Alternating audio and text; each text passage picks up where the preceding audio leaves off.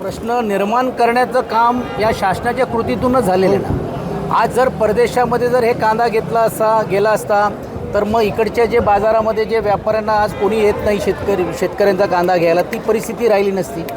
मोठ्या प्रमाणावरती कांद्याची आवक वाढल्यानंतर भाव हे कडकडणारच आहेत। मग ह्याला तुम्ही जर हमी भाव देण्याची जर भूमिका घेतली असेल, का नाही खरेदी करत तुम्ही लोक? एवढंच नाही तर मी मागणी केली होती पणन मंत्र्यांना की हे कांदा तुम्ही जे इकडे सडणार आहे त्यावरती तुम्ही काय करणार आहात, तर त्यावेळी तुम्ही त्यांना आम्ही नुकसान भरपाई देऊ। तुम्ही नुकसान भरपाई तर लांबच राहिली, अनुदान तर लांबच राहिलं, पण तुम्ही या प्रश्नाच्या बाबतीत चर्चाही करायला तयार नाही। आंदोलन व्हायच्या 1-2 दिवस अगोदर तुम्ही हमी भावाच्या मध्ये वाढ करण्याची भूमिका घेतली। मग तुम्ही वाढ केली आहे ना, का नाही त्या भावाने पण तुम्ही खरेदी करता? शेतकऱ्यांचं स्पष्ट म्हणणं आहे क्विंटलला 2400 रुपये मिळाले पाहिजे। 24 रुपये आपल्याला हे भाव दर तुम्ही दिली पाहिजे। आज ते दर न मिळाल्यामुळे लोकांमध्ये रोष निर्माण झालेला आहे। त्याची सुरुवात संभाजीनगरच्या शेतकऱ्यांनी केली, काल चांदवड नाशिकला झालं, आणि मूळ तर हा तालुका आंबेगाव असेल, चाकण असेल किंवा खेड आळंदी असेल, हा मुळात तालुकाच हा कांद्यावरती निर्माण होत असताना याची व्याप्ती ही इतर जिल्ह्यांमध्ये आणि राज्यामध्ये वाढलेली आहे। तर तुम्ही ह्यांना जर सुरक्षित ठेवणार नसेल तर कशाला कोण पीक लावणार आहे पुढच्या वर्षी? परत दुसरा तो पीक बदली करेल।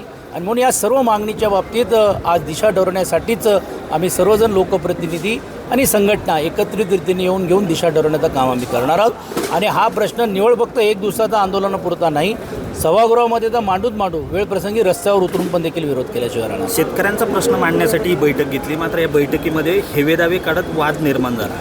हा वाद जर निर्माण झाला तर शेतकऱ्याचे प्रश्न खरंच मांडले जातील? हे काय असते, अनेक वेळा चर्चेच्या माध्यमातून किंवा काही गोष्टी होत असतात, पण मला असं वाटते शेवट चांगलं झालं ना। तुमच्याबरोबर आता आम्ही सर्वजण एकजुटीने आहोत, एकमुखाने आहेत, एक आवाजाने चाललेले आहोत। आमचं तर म्हणणं असं आहे की जे या बैठकीला आले नाही त्यांच्याबद्दलची चर्चा करा। खरं तर ही काय बैठक आहे, ही काय राजकीय पक्षाची नव्हती, ही बैठक ही संघटना आणि सर्व शेतकऱ्यांनी होती। मला तर आनंद झाला असता आजी माजींनी पण यायला पाहिजे होतं, जे सरकारमध्ये त्यांनी येऊन सांगायला पाहिजे होतं सरकारची ही भूमिका आहे, आम्ही सरकारशी हे बोलू। मला असं वाटते त्यांच्याकडे पण लक्ष देण्याचं काम केलं पाहिजे। फक्त घरी बसून शेतकऱ्यांचे प्रश्न सुटत नाही, रस्त्यावर उतरूनच सरकारला जागा करावा लागेल। यासाठी इतर आले असते तरी देखील आम्ही स्वागत केलं असतं। भाऊ जरांगे पाटील पुन्हा एकदा आंदोलनाला तळपत्या उन्हात बसलेले नाही, आम्ही तर वाट बघतोय की जे आमदारांनी जाहीर केला होता की जर तुमचा प्रश्न सुटला नाही तर मी आमदारकी सोडून देईन।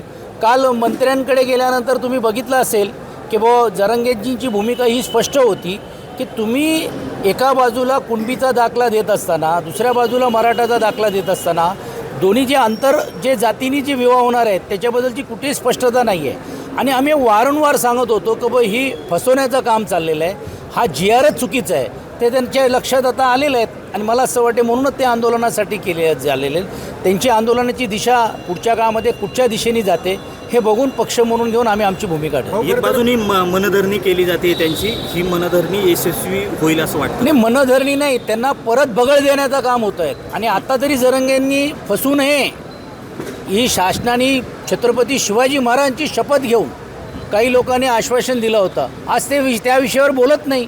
त्यांचे कोण प्रतिनिधी पण जाऊन त्यांना भेटायला तयार होत नाही आहे। आज भारतीय जनता पार्टीकडनं शिष्टमंडळ जाताना तुम्हाला पाहायला मिळत आहेत। असो, चांगलं आहे, याच्यातून मार्ग निघालाच पाहिजे, पण मुळातच GR हे तुम्ही देऊ शकत नाही हे आम्ही त्यावेळी बोलत होतो। आणि दिलं आहे तर तुम्ही कुठच्या आधारावर दिलेलं हे सभागृहाला सांगा। त्यावेळी तर लोकांनी सत्कार करून घेतले, घोषणा करून घेतल्या, मोठमोठे जाहिराती केल्या, पण आज दुर्दैवाने जरांगेंवरती ही वेळ येते म्हणून त्यांनी परत फसू नये। त्यांचा जो निर्णय किंवा घ्यायचा तो त्यांचा अधिकार आहे, मात्र मराठा समाजाला न्याय मिळाली पाहिजे, जो वंचित असलेल्या समाजाला न्याय मिळाला पाहिजे, ही भूमिका आमची आहे। पुण्यामध्ये दारू 16 जणांचा आता मी आज खरं तर बाबाजी काळेंना 7वा तण भेट देण्यासाठी आलो होतो, पण कांद्यांचा हा प्रश्न अत्यंत जटिल झाल्यामुळे त्यांनी विनंती केली म्हणून मी या आंदोलनामध्ये पण सहभागी होत असताना मी आता पिंपरी चिंचवडमध्ये जे 12 दुर्दैवी मृत्युमुखी झालेले आहेत आणि विशेषतः हडपसरमध्ये आमच्या गटनेत्यांनी SP आणि CP आणि DCPला तक्रार केली होती की अशा प्रकारे गावठी ही दारू बनवली जाते, ड्रग्सचा अड्डा झालेला आहे, पण कुठचीही कारवाई झाली नाही। आता कारवाई करतायत, ह्याला पूर्ण रीतीने शासनाचा नेक्सेस असल्याशिवाय हे दारूच्या भट्ट्या चालत नाही, हे तुम्हालाही माहीत आहे। म्हणून या बाबतीतली पिंपरी चिंचवड आयुक्त असतील, पुणे आयुक्त असतील, यांना आम्ही जाब विधानसभामध्ये आणि परिषदमध्ये विचारल्याशिवाय राहणार नाही। आज त्यांच्या कुटुंबांना 7वं तण भेट करण्यासाठी इकडनं मी नंतर तिकडे जाणार आहे। भाऊ खरं तर विषारी दारूमध्ये सर्वसामान्य आणि कामगार वर्ग हाच प्रामुख्याने दिसतो, हाच कुठंतरी भरडला जातो. ही मुळातच अशी आहे ना, कारण एक तर लोक माध्यमातून त्यांना जागृती व्हायला पाहिजे आणि मुळामध्येच तुमची मूळ असलेली जी अधिकृत देशी जी दारू आहे ती महाग झालेली आहे. हे छोटे छोटे पाकिटामध्ये करून करण्याचा प्रयत्न चाललेला आहे. हे मुंबईमध्ये वाढत जातो, मुंबईत बंद झाली, आता परत हे पुण्यामध्ये सुरू झालेले आहेत आणि पुन्हा आता हा आर्थिक दृष्टिकोनातून सक्षम होत असताना अशा प्रकारे अनधिकृत कामासाठी मोठ्या प्रमाणावरती एक व्यासपीठ तयार झालेलं आहे. हे दुर्दैवी आहे.